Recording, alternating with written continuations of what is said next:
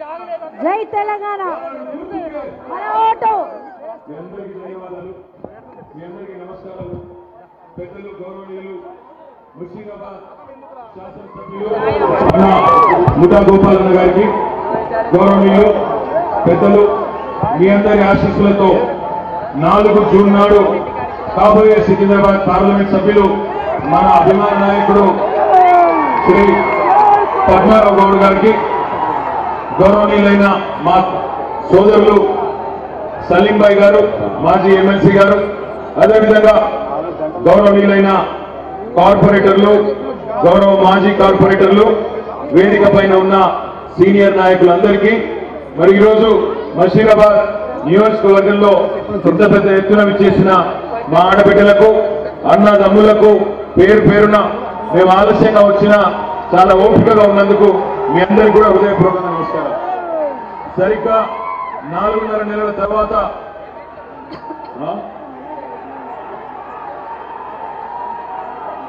జయసీమ గురించా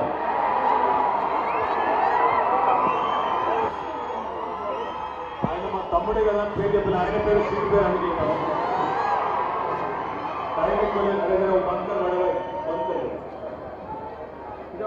అందరికీ సరిగ్గా 4.5 నెలల కిందట ఇక్కడికి వచ్చింది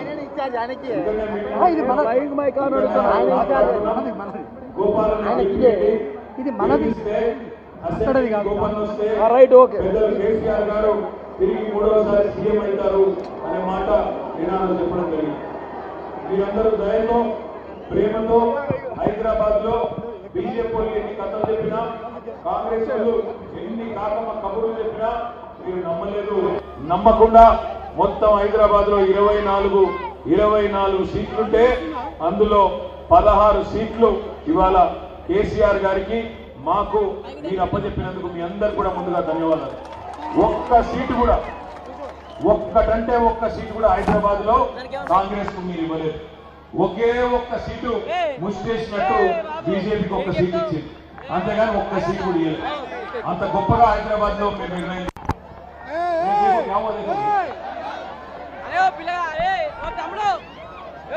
చేతిలో వైకుంఠం చూపెట్టి కాంగ్రెస్ పార్టీ వాళ్ళు ఆనాడు మరి కొన్ని జిల్లాలలో ప్రజల్ని ఆగం చేసి మోసం చేసి మొత్తానికైతే 1.8% ఓట్లతో మరి గెలిచి అధికారంలోకి వచ్చినారు.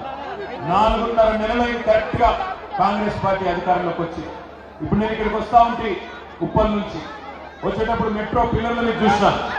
సిగ్గు లేకుండా రేవంత్ రెడ్డి రాసుకున్నాడు 6 గ్యారంటీలలో 5 గ్యారంటీలు అమలు చేసేసినా అయిపోయింది అని రేవంత్ రెడ్డి గారు చెప్తా ఉన్నారు.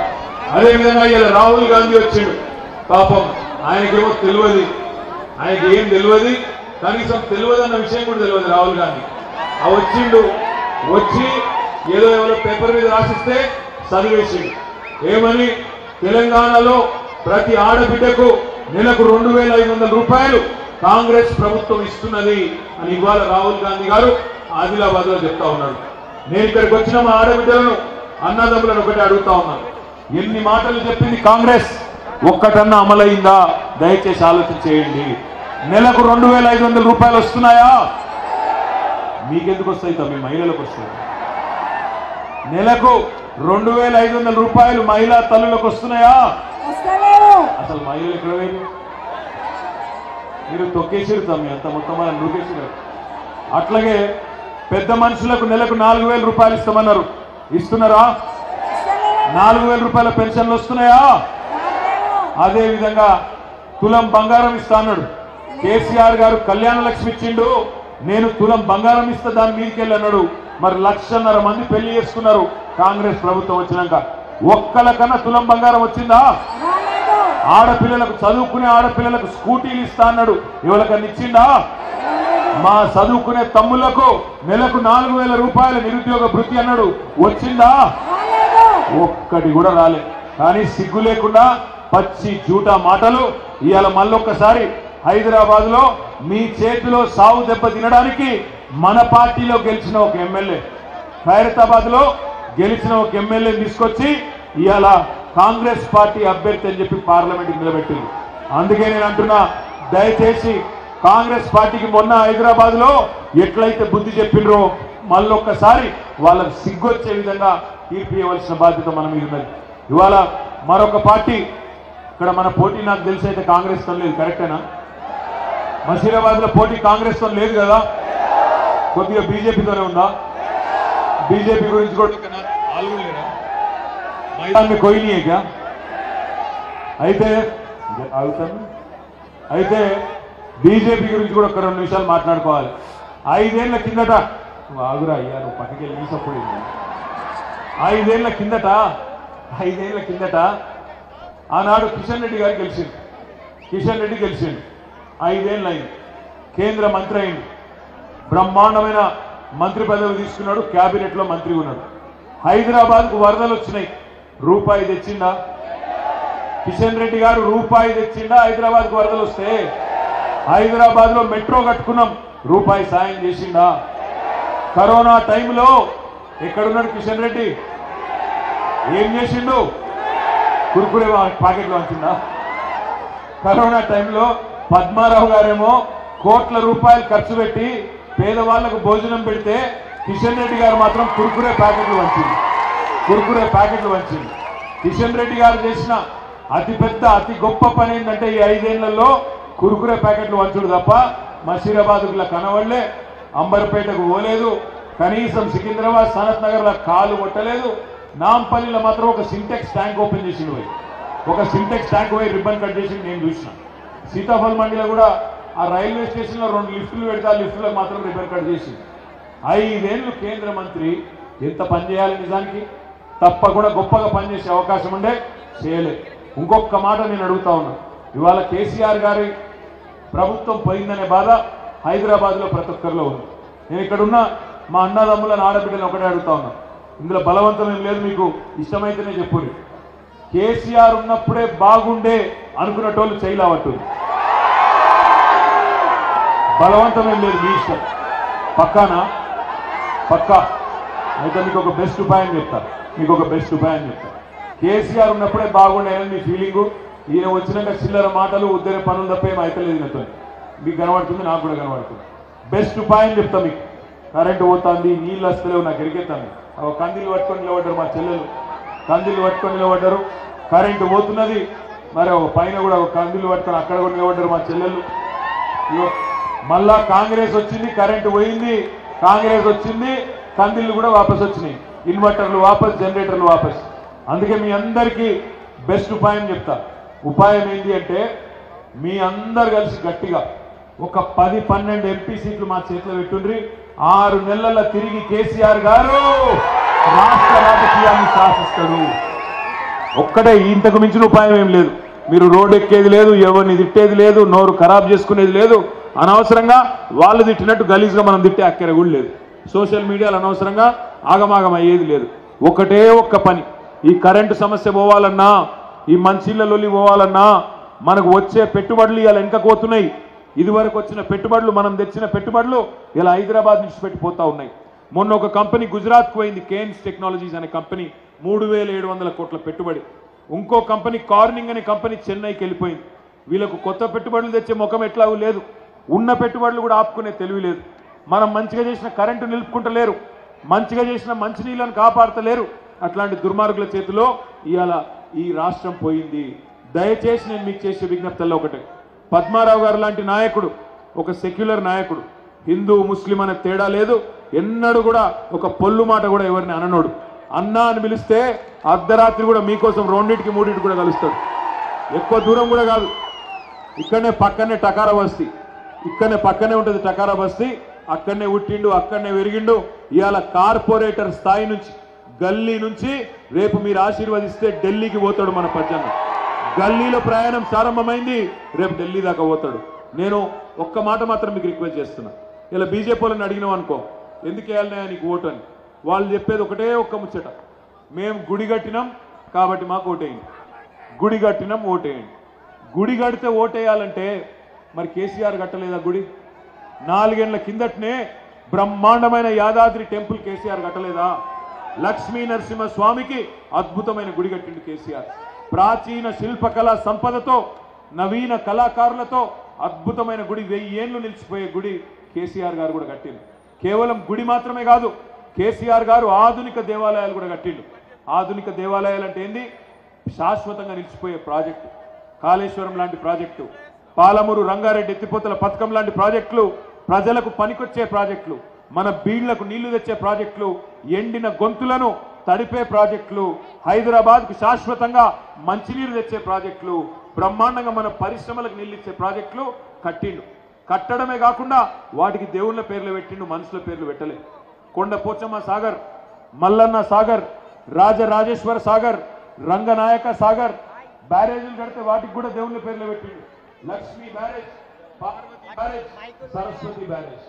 దేవుళ్లను తలుచుకోవడమే గొప్ప పని అయితే, దేవుళ్లకు సేవ చేయడమే గొప్ప పని అయితే, కేసీఆర్ కంటే ఎక్కువ సేవ చేసిందా నరేంద్ర మోడీ? నేను అడుగుతా ఉన్నా. ఇంకొక మాట కూడా నేను అడుగుతా ఉన్నా. 10 ఏళ్ళు ప్రధానమంత్రిగా మోడీ గారు ఉన్నారు. 10 ఏళ్ళు పనిచేసినాక మళ్ళీ ఓట్ల కోసం వస్తే ఏమడగాలి? ఇగో నేను మహిళల కోసం ఈ పనిచేసిన, మా యువకుల కోసం ఈ పనిచేసిన, ఇగో మీ దళితుల కోసం ఈ పనిచేసిన అని చెప్పాడు కాదు. ఇగో మీ హైదరాబాద్ లో పలానా ప్రాజెక్టు కట్టినా, పలానా కాలేజ్ తెచ్చినా, ప్రత్యేకించి ఈ పని చేసిన అని చెప్పాలి. ఇవాళ ఒక్క పని చూపెడతారా బీజేపీ వాళ్ళు 10 ఏళ్లలో? ఒక్కటంటే ఒక్కట్లేదు. అందుకే నేను మీకు దయచేసి అడిగే, గుర్తు తెచ్చుకోండి, ఆగం కాకండి. ఇవన్న అనగానే అబ్కి బార్ 400 పార్ అంటాడు. అబ్కి బార్ 400 పార్ ఏందో ఎరికేనా? ఏంటంటే చెప్తా మీకు. మోడీ వచ్చినాడు, మోడీ భారతదేశంలో ప్రధానమంత్రి అయినాడు, పెట్రోల్ ధర 70, ఇవాళ 110.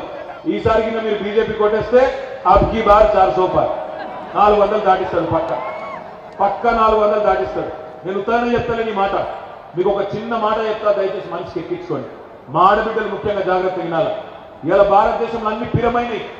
పప్పు పిరమైంది, ఉప్పు పిరమైంది, నూనె పిరమైంది, చింతపండు పిరమైంది, సామాన్యుడు తినే ప్రతిదీ పిరమై కూర్చున్నది. ఎట్లా పిరమైనది? ఎట్లా ఇవాళ ధరలు పెరిగినాయి? ఒకటే ఒక కారణం. మన దేశంలో పెట్రోల్ డీజిల్ ఎట్లకెళ్ళి తయారు చేస్తారో క్రూడ్ ఆయిల్, ఆ క్రూడ్ ఆయిల్ అంటే ముడి చమురు, అది మన దగ్గర దొరకదు, బయటికి వెళ్ళి తెచ్చుకోవాలి. గల్ఫ్ దేశాలలో దొరుకుతుంది, ఆడికెళ్ళి మనం తెచ్చుకుంటాం. మోడీ గారు వచ్చినాడు 2014లో క్రూడ్ ఆయిల్ ధర బ్యారెల్ లెక్క అమ్ముతారు. బ్యారెల్ క్రూడ్ ఆయిల్ ధర $100. ఇవాళ 10 ఏళ్ల తర్వాత బ్యారెల్ క్రూడ్ ఆయిల్ ధర $84, అంటే $16 తగ్గింది. మరి క్రూడ్ ఆయిల్ ధర తగ్గితే పెట్రోల్ ధర, డీజిల్ ధర తగ్గన్నా పెరగన్నా? తగ్గాలి కదా. మరి తగ్గిందా? 60 రూపాయల డీజిల్ ఏమో 105 అయింది, 74 రూపాయల పెట్రోల్ ఏమో 110 అయింది. ఏమయ్యా మోడీ గారు ఎందుకైంది ఇట్లా అంటే, ఆయన ఏం చెప్తాడు? దేశ జాతీయ రహదారుల నిర్మాణం కోసం అంటాడు. నాకు ఒక్క జాతీయ రహదారి చూపెడతారా? టోల్ కట్టే అవసరం లేకుండా పోయే రహదారి ఒక్కటని ఉందా దేశంలో? నువ్వు విజయవాడ ఓ, బెంగళూరు ఓ, ఆదిలాబాద్ ఓ, ఎటన్నా ఓ దేశంలో ఒక్క రోడ్డు చూపెట్టు టోల్ కట్టే అవసరం లేకుండా. మరి ఎక్కడికి పోయినాయి ఈ పైసలన్నీ? ఈ 10 ఏళ్లలో నరేంద్ర మోడీ 30 లక్షల కోట్లు వసూలు చేసిండు పెట్రోల్ మీద, డీజిల్ మీద. రేపు పొద్దున మీరు మీ బైక్లో పెట్రోల్ కొట్టించుకుంటప్పుడు యాది పెట్టుకోండి, ఒక్కొక్క పైసా 10 ఏళ్లలో మీ ముక్కు వెండి వసూలు చేసిన నరేంద్ర మోడీ 30 లక్షల కోట్లు. ఏం చేసిండు తెలుసా? 30 లక్షల కోట్లను అందులో 15 లక్షల కోట్లు తీసుకుపోయి అదానీలకు, అంబానీలకు రుణమాఫీ చేసిన నరేంద్ర మోడీ. ఇవాళ నేను చెప్తే మీకు కొంతమందికి అనిపిస్తుండొచ్చు, అట్లా చేస్తాడా? నేను చెప్పింది తప్పని కిషన్ రెడ్డి రుజువు చేస్తే రేపు ఇదే టైంకి ఇక్కడికే వస్తాను, రాజీనామా ఆయన ఒకరు వరుస్తుంది. నేను చెప్పింది తప్పు కాదు. కాకులను కొట్టి గద్దలకు పెట్టిండు నరేంద్ర మోడీ, పేదలను కొట్టిండు, పెద్దవాళ్ళకు పెట్టిండు. డీజిల్ ధరలు పెరిగితే బస్ కిరాయిలు పెరుగుతాయా పెరిగాయా? డీజిల్ ధరలు పెరిగితే బస్ కిరాయిలు పెరుగుతాయా పెరిగాయా? డీజిల్ ధర పెరిగితే సరుకు రవాణా ఛార్జీలు పెరుగుతాయా పెరిగాయా? మరి డీజిల్ ధరలు పెరిగితే పప్పు ధర, ఉప్పు ధర, నూనె ధర, చింతపండు ధర పెరుగుతుందా పెరగదా? వాళ్ళు పెరిగినాయి. ఈరోజు మా ఆడబిడ్డలందరూ తిట్టేది గంటకి 400 సిలిండర్ 1200 చేసినాడు మోడీ. అబ్కి బార్ 400 పార్ అంటే అది సీట్ల సంఖ్య కాదు. అబ్కి బార్ 400 పార్ అంటే పెట్రోల్ 400 బరాబర్ దాటిస్తా అని చెప్తున్నాడు మోడీ. అందుకే చెప్తున్నా మీకు, దయచేసి ఆగమై ఓటేయకండి. ఏమన్నంటే మతం తప్ప ఇంకోటి తెలియదు. ఏమన్నంటే ముస్లింలను తిట్టుడు, ముస్లింలట ఎక్కువ పిల్లలు కంటారట, ఎక్కువ పిల్లలు కంటే జాతి సంపద వాళ్ళకే పోతుందని చిల్లర మాటలు. 10 ఏళ్లు ప్రధానమంత్రిగా పనిచేసినోడు మాట్లాడాల్సిన మాట నేనా? 2 కోట్ల ఉద్యోగాలు ఇస్తాడు సంవత్సరానికి, 10 ఏళ్ళలో 20 కోట్ల ఉద్యోగాలు ఇవ్వాలి. నల్లధనం వాపస్ తెస్తా, ప్రతి కుటుంబానికి 15 లక్షలు ఇస్తాడు. అది ఎప్పుడో మర్చిపోయింది. బుల్లెట్ రైళ్లు ఉరుకుతాయి దేశంలో అన్నాడు, అవి మర్చి పీకిండు. ఏం పీకినావు మరి 10 ఏళ్ళు? ఏమి పీకింది లేదు కాబట్టే ముస్లింలను తిట్టాలి, ఇంకోళ్ళని తిట్టాలి, రెచ్చగొట్టాలి, ఓట్లు వేయించుకోవాలి, అవతల పడాలి. ఒకసారి పుల్వామా పేరు మీద ఓట్లు, ఈసారి శ్రీరాముడి పేరు మీద ఓట్లు. శ్రీరాముడు దేవుడు అందరివాడు, కానీ శ్రీరాముడు మర్యాద పురుషుడు. ఏం చెప్పిండు శ్రీరాముడు? రాజధర్మం పాటించు అన్నాడు. రాజధర్మం అంటే ఏంది? గుజరాత్ ఒక తిరిగి చూడొద్దు, తెలంగాణను ఇంకో తిరిగి చూడొద్దు. ప్రధానమంత్రి అనేటోడు గుజరాత్ సాయం చేస్తే తెలంగాణ గురి చేయాలి. గుజరాత్ లో వరదలు వస్తే 1000 కోట్లు ఇస్తావు, తెలంగాణలో వరదలు వస్తే, హైదరాబాద్ లో మూసి వరదలు వస్తే రూపాయి ఇయ్యవు. ఇదే నా శ్రీరాముడు చెప్పిన ధర్మం. హైదరాబాద్ కు తెలంగాణకు ఒక్క కాలేజ్ ఇయ్యవు, ఒక్క స్కూల్ ఇయ్యవు. మెట్రో కట్టుకుంటామంటే చిన్న చిన్న పట్టణాలకు సాయం చేస్తావు, కానీ హైదరాబాద్ దేవు. ఎందుకు వేయాలి మరి నీకు ఓటు? ఇక్కడ ITIR ఉంటే రద్దు చేసింది మోడీ. ఇవాళ వచ్చి తీయటి పుల్లటి మాటలు మాట్లాడితే కాదు. ఒక్క ఫ్లైఓవర్ కట్ట చేత కాదు. మనం హైదరాబాద్ లో 10 ఏళ్లలో 36 ఫ్లైఓవర్లు కట్టినాం. ఇక్కడనే నాయన నరసింహారెడ్డి గారి పేరు మీద బ్రహ్మాండంగా ఆర్టీసీ క్లాస్ మీద అద్భుతమైన ఫ్లైఓవర్ కట్టినాం. 36 కట్టినాం, ఒకటి కాదు. 10 ఏళ్లలో 36 కట్టినాం. 2 రోడ్ల అప్పచెప్పినాం బీజేపీలో. ఒకటి ఉప్పల్ నుంచి వరంగల్ పోయే రోడ్ల ఒకటి అప్పచెప్పినాం, రెండోది అంబర్పేటలో అప్పచెప్పినాం. 2 కూడా కట్ట శాత కాలేదు వాళ్ళకి 10 ఏళ్లలో. ఏ ముఖం పెట్టుకుని ఓటు అడుగుతాడు కిషన్ రెడ్డి? నాకు తెలియని అడుగుతా. 2 ఫ్లైఓవర్లు కట్టరాదు, పైసా వేయరాదు, పైసా సహాయం చేయవు వరదలు వస్తే, ఒక్క కాలేజ్ దేవు, ఒక్క రూపాయి కనీసం ఇక్కడ ఒక్క మనిషికి సాయం చేసినవి కాదు. ఏమన్నంటే ఒకటే ఒకటి, మతం పేరు మీద ఓట్లు అడగాలి, హిందూ ముస్లిం ఫీలింగ్ తేవాలి, 4 ఓట్లు వేసుకోవాలి, అవతల పడాలి. దండం పెట్టి చెప్తా ఉన్నా, మీ అందరినీ కోరేది ఒకటి. సికింద్రాబాద్ లో ఇలా పద్మారావు గారి కంటే మంచి క్యాండిడేట్ ఎవరు లేరు. సికింద్రాబాద్ పార్లమెంట్ లో పద్మారావు గౌడ్ గారి కంటే మంచి క్యాండిడేట్ ఎవరు లేరు. ప్రజల మనిషి, మీరు అర్ధరాత్రి 2ంటికి 3ంటికి పోయినా మీకు అందుబాటులో ఉండే మనిషి. రేపటి రోజున మీకు కష్టం వచ్చినా ఏమొచ్చినా కేసీఆర్ గారి దగ్గర పోయి అడిగి చేయించగలిగే మనిషి. మీరు కేసీఆర్ గారు తిరిగి రాష్ట్ర రాజకీయాన్ని శాసించాలి అనుకుంటే 13 తారీఖు నాడు మా చిచ్చ పద్మారావు గౌడ్ గారికి ఓటేయండి. ఒకవేళ మీకు మనసు నిండా ప్రేమని గమ్మత్తైందండి. కొంతమంది మిత్రులు మాట్లాడతారు, అన్న మా కేసీఆర్ అంటే ఇష్టమేనే, కానీ పార్లమెంట్ కాడికి వచ్చే వరకు మీరు ఏం చేస్తారన్నా, మీకేముంటుందన్నా మాట్లాడతారు కొంతమంది. వాళ్ళకి నేను చెప్తున్నా ఒకటే మాట. 2001లో కేసీఆర్ పార్టీ పెట్టినప్పుడు ఆ రోజు కొంతమంది ఇదే మాట అన్నారు. దబ్బన కేసీఆర్ 17 పార్లమెంట్ సీట్లు గెలిచినా ఏం చేస్తారా మీరు? తెలంగాణ రావాలంటే 272 మంది ఒప్పియాలి కదా అన్నారు. ఆ రోజు మీరు 5 సీట్లు ఇచ్చారు కేసీఆర్. ఆ 5 సీట్లతోనే పార్లమెంట్ నొప్పించి 35 పార్టీలు నొప్పించి తెలంగాణ తెచ్చినోడు కేసీఆర్. రేపు మీరు 10-12 అప్పచెప్పుండ్రి, ఢిల్లీ మెడల్ వంచకపోతే మమ్మల్ని పట్టుకోండి. అందుకే నేను అంటా ఉన్నా, మనోడు ఉండాలి. రేపు హైదరాబాద్ మీద ఒక కుట్ర కూడా జరగబోతుంది, ఇదొక్కటి జాగ్రత్తగా వినండి. జూన్ 2 తర్వాత హైదరాబాద్ కేంద్ర పాలిత ప్రాంతం చేయాలి అనే ఆలోచన కూడా బీజేపీకి ఉన్నది. దయచేసి గుర్తుపెట్టుకోండి. మేము ఇదివరకు చెప్తే కొంతమంది నమ్మలే. కాంగ్రెస్ వస్తే కరెంట్ ఉండదని చెప్పినాం, నమ్మలే, మోసపోయింది, అలా మోసపడతాం. ఇప్పుడు కూడా చెప్తున్నాం, బీజేపీ మళ్ళా వస్తే ఖచ్చితంగా కేంద్రంలో యూటీ చేస్తుంది, మన హైదరాబాద్ యూనియన్ టెరిటరీ చేస్తారు, మొత్తానికే టోపీ పెడతారు. దయచేసి యాद పెట్టుకోండి. आखिरी में मैं इतना ही कहना चाहता हूं हमारे भाइयों से बहनों से, जितने भी हमारे भाई बहन हैं मुशीराबाद में, आप तमाम भाइयों से एक ही गुजारिश है, आज नरेंद्र मोदी और भारतीय जनता पार्टी सरकार हमारी बहन, मेरी बहन कविता को ले जाके गिरफ्तार कर दिए, 50 दिन से जेल में डाल दिए। अगर कोई बेवकूफ ये बोलता है बीआरएस और बीजेपी एक है, तो आप उनको समझाइए। इससे बड़ा क्या सबूत चाहिए आपको कि अगर हम खुद की, हमारे फैमिली मेंबर मेरी बहन और केसीआर साहब की लड़की को अगर मोदी ले जाके जेल में रखता है, तो क्या वास्ता है हमारा उसके साथ? समझने की कोशिश करिए। कोई बेवकूफ ये बोलता है कि बीआरएस और बीजेपी एक है, उनको याद दिलाइए 2014 में बीजेपी को तेलंगाना में रोकने वाला है केसीआर, 2018 में बीजेपी को तेलंगाना में हराने वाला केसीआर ही था, टीआरएस ही था, और 2023 में जो भी बड़े बड़े लीडर हैं बीजेपी के, हर किसी को हराया टीआरएस ने।